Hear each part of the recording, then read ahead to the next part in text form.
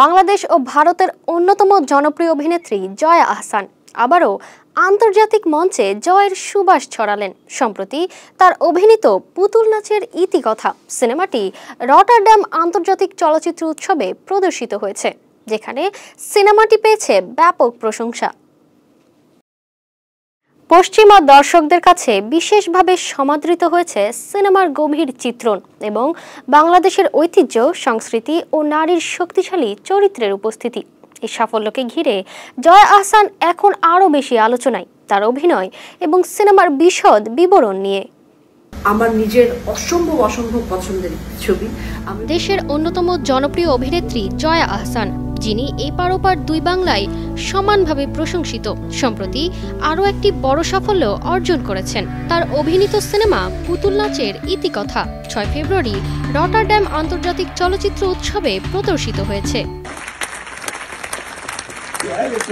এই সিনেমাটি উৎসবের বিগ স্ক্রিন প্রতিযোগিতা বিভাগে নির্বাচিত হয়েছিল।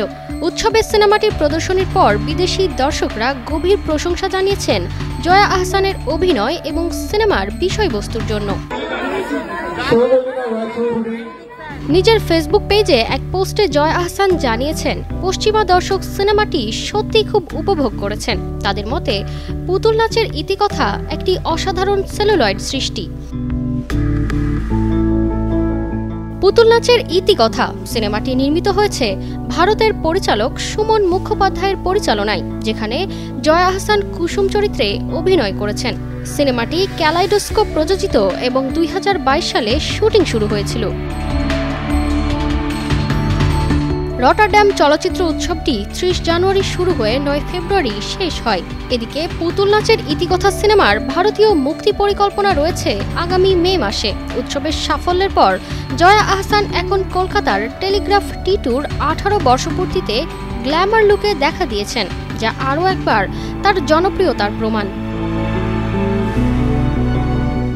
এই উৎসবে পুতুল নাচের ইতিকথা এর আন্তর্জাতিক সাফল্য এবং জয়ার অভিনয়ের প্রশংসা নিশ্চিতভাবে নতুন এক মাইলফলক হিসেবে বিবেচিত হবে। তারতিবা ফারুহি, কালের কণ্ঠ।